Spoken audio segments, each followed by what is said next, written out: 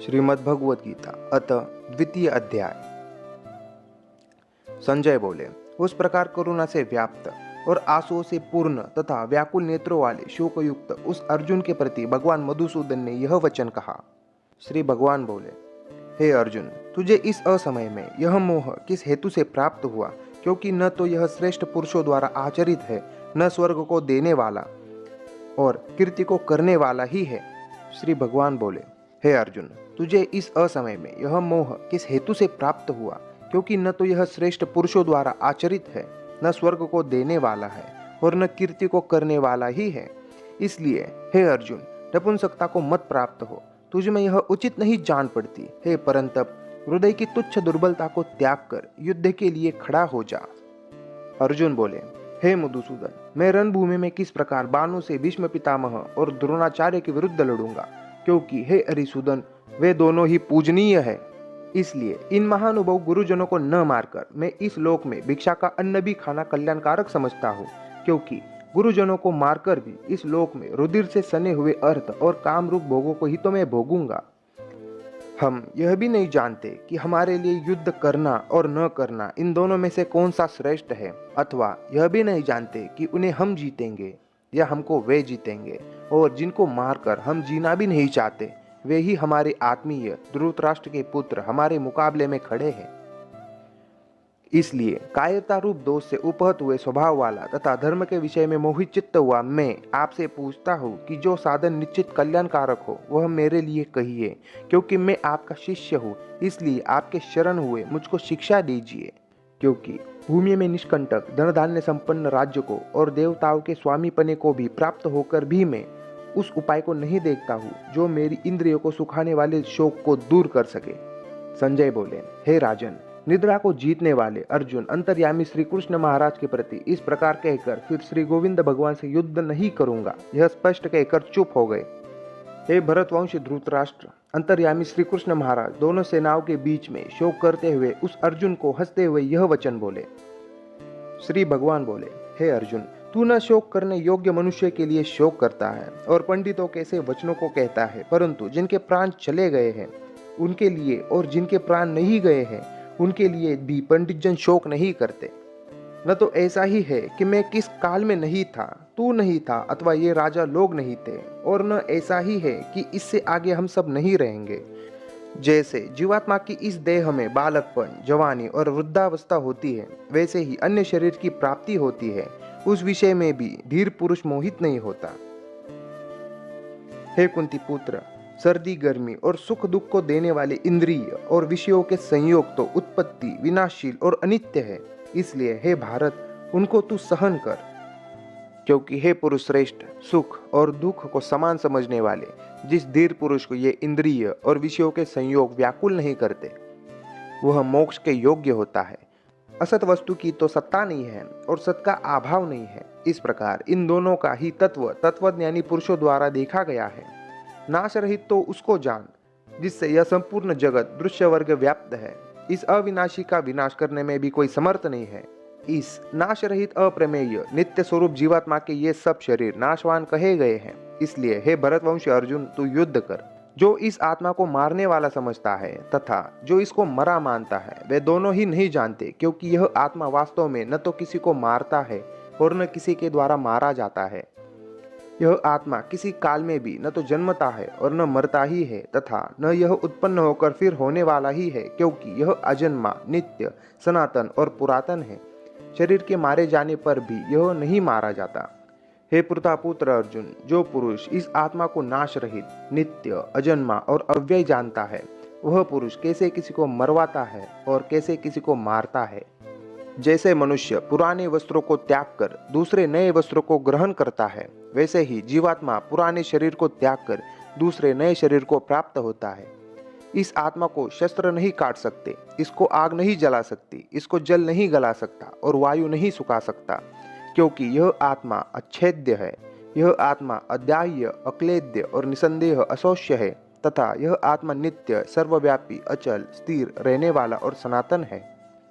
यह आत्मा अव्यक्त है, यह आत्मा अचिंत्य है और यह आत्मा विकार रहित कहा जाता है।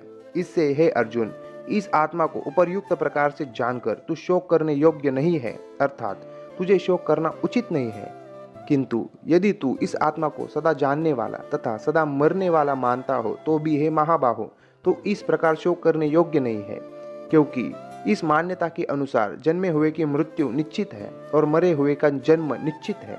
इससे भी इस बिना उपाय वाले विषय में तू शोक करने योग्य नहीं है। कोई एक महापुरुष ही आत्मा को आश्चर्य की भांति देखता है और वैसे ही दूसरा कोई महापुरुष ही इसके तत्व का आश्चर्य की भांति वर्णन करता है, तथा दूसरा कोई अधिकारी पुरुष ही इसे आश्चर्य की भांति सुनता है और कोई कोई तो सुनकर भी इसे नहीं जानता। हे अर्जुन, यह आत्मा सबके शरीरों में सदा ही अवैध है। इस कारण संपूर्ण प्राणियों के लिए तू शोक करने के योग्य नहीं है, तथा अपने धर्म को देखकर भी तू भय करने योग्य नहीं है, अर्थात तुझे भय नहीं करना चाहिए, क्योंकि क्षत्रिय के लिए धर्मयुक्त युद्ध से बढ़कर दूसरा कोई कल्याणकारी कर्तव्य नहीं है।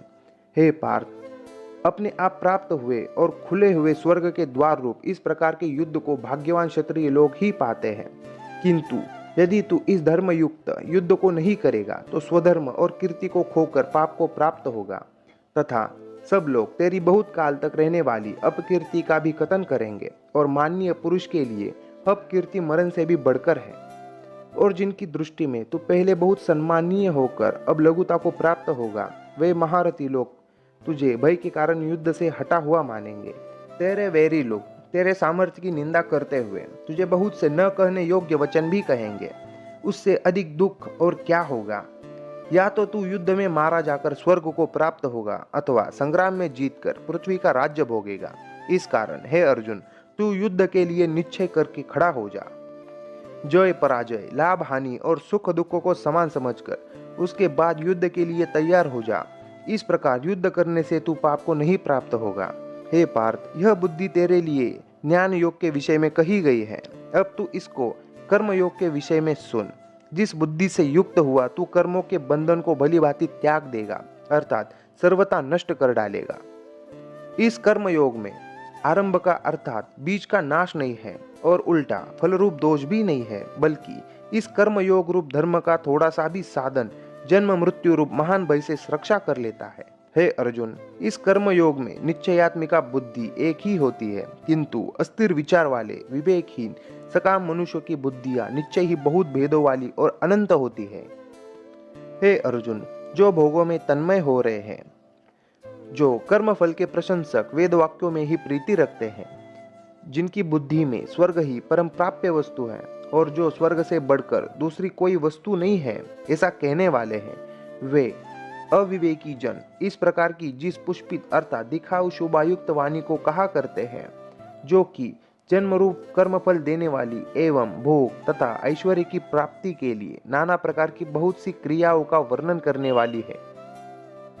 उस वाणी द्वारा जिनका चित्त हर लिया गया है, जो भोग और ऐश्वर्य में अत्यंत आसक्त है, उन पुरुषों की परमात्मा में निश्चयात्मिका बुद्धि नहीं होती।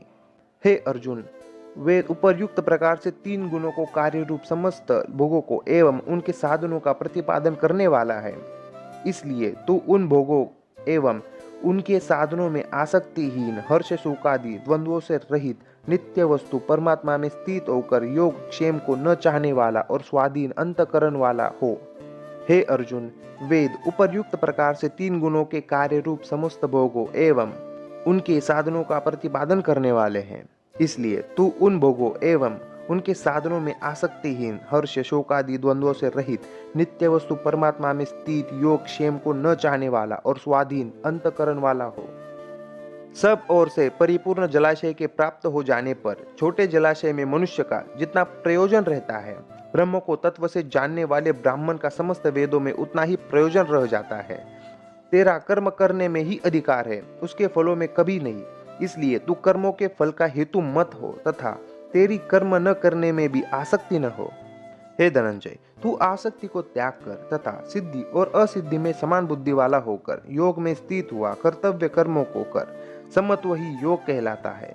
इस समत्व रूप बुद्धि योग से सकाम कर्म अत्यंत ही निम्न श्रेणी का है। इसलिए हे धनंजय, तू समबुद्धि में ही रक्षा का उपाय ढूंढ, अर्थात बुद्धि योग का ही आश्रय ग्रहण कर, क्योंकि फल के हेतु बनने वाले अत्यंत दीन है। समबुद्धि युक्त पुरुष पुण्य और पाप दोनों को ही इस लोक में त्याग देता है, अर्थात उनसे मुक्त हो जाता है। इससे तू समत्व रूप योग में लग जा। यह समत्व रूप योग ही कर्मों में कुशलता है, अर्थात कर्म बंधन से छूटने का उपाय है। क्योंकि समबुद्धि से युक्त ज्ञानी जन कर्मों से उत्पन्न होने वाले फल को त्याग कर जन्म रूप बंधन से मुक्त हो निर्विकार परम पद को प्राप्त हो जाते हैं। जिस काल में तेरी बुद्धि मोहरूप दलदल को भली भांति पार कर जाएगी, उस समय तू सुने हुए और सुनने में आने वाले इस लोक और परलोक संबंधी सभी भोगों से वैराग्य को प्राप्त हो जाएगा। भांति भांति के वचनों को सुनने से विचलित हुई तेरी बुद्धि जब परमात्मा में अचल और स्थिर ठहर जाएगी, तब तू योग को प्राप्त हो जाएगा, अर्थात तेरा परमात्मा से नित्य संयोग हो जाएगा। अर्जुन बोले, हे केशव, समाधि में स्थित परमात्मा को प्राप्त हुए स्थिर बुद्धि पुरुष का क्या लक्षण है? वह स्थिर बुद्धि पुरुष कैसा बोलता है, कैसा बैठता है और कैसे चलता है? श्री भगवान बोले, हे अर्जुन, जिस काल में यह पुरुष मन में स्थित संपूर्ण कामनाओं को भली भांति त्याग देता है और आत्मा से आत्मा में ही संतुष्ट रहता है, उस काल में वह स्थित प्रज्ञ कहा जाता है। दुखों की प्राप्ति होने पर जिसके मन में उद्वेग नहीं होता, सुखों की प्राप्ति में जो सर्वथा निस्पृह है तथा जिसके राग, भय और क्रोध नष्ट हो गए हैं, ऐसा मुनि स्थिर बुद्धि कहा जाता है। जो पुरुष सर्वत्र स्नेह रहित हुआ उस शुभ या अशुभ वस्तु को प्राप्त होकर न प्रसन्न होता है और न द्वेष करता है, उसकी बुद्धि स्थिर है। और कछुआ सब ओर से अपने अंगों को जैसे समेट लेता है, वैसे ही जब यह पुरुष इंद्रियों के विषयों से इंद्रियों को सब प्रकार से हटा लेता है, तब उसकी बुद्धि स्थिर है। इंद्रियों के द्वारा विषयों को ग्रहण न करने वाले पुरुष के भी केवल विषय तो निवृत्त हो जाते हैं, परंतु उनमें रहने वाली आसक्ति निवृत्त नहीं होती। इस स्थित प्रज्ञ पुरुष की तो आसक्ति भी परमात्मा का साक्षात्कार करके निवृत्त हो जाती है। हे पुरुष, आसक्ति का नाश न होने के कारण यह प्रथमन स्वभाव वाली इंद्रियां यत्न करते हुए बुद्धिमान पुरुष के मन को भी बलात् हर लेती है। इसलिए साधक को चाहिए कि वह उन संपूर्ण इंद्रियों को वश में करके समाहचित्त हुआ मेरे पारायण होकर ध्यान में बैठे, क्योंकि जिस पुरुष की इंद्रियां वश में होती है उसकी बुद्धि स्थिर हो जाती है। विषयों का चिंतन करने वाले पुरुष की उन विषयों में आसक्ति हो जाती है। आसक्ति से उन विषयों की कामना उत्पन्न होती है और कामना में विघ्न पड़ने से क्रोध उत्पन्न होता है। क्रोध से अत्यंत मूढ़ भाव उत्पन्न हो जाता है। मूढ़ भाव से स्मृति में भ्रम होता है। स्मृति में भ्रम हो जाने से बुद्धि अर्थात ज्ञान शक्ति का नाश हो जाता है और बुद्धि का नाश हो जाने से यह पुरुष अपनी स्थिति से गिर जाता है।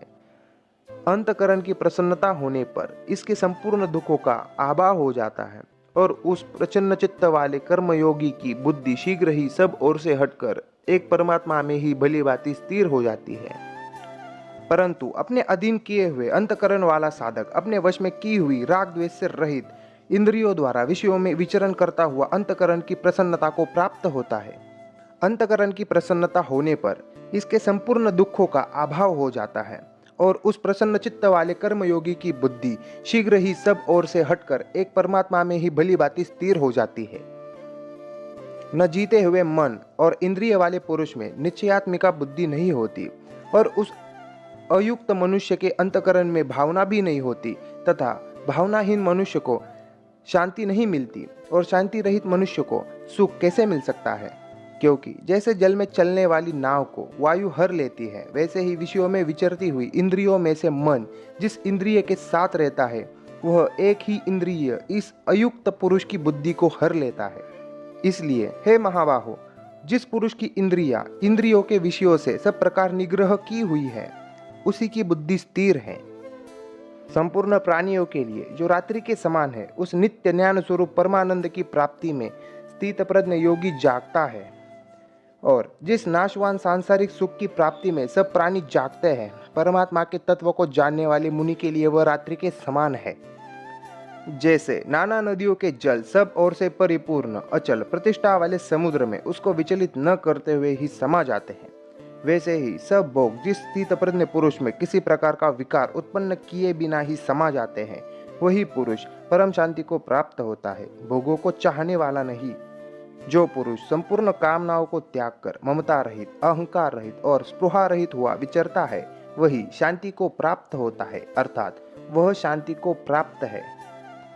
हे अर्जुन, यह ब्रह्म को प्राप्त हुए पुरुष की स्थिति है। इसको प्राप्त होकर योगी कभी मोहित नहीं होता और अंतकाल में भी इस ब्राह्मणी स्थिति में स्थित होकर ब्रह्मानंद को प्राप्त हो जाता है।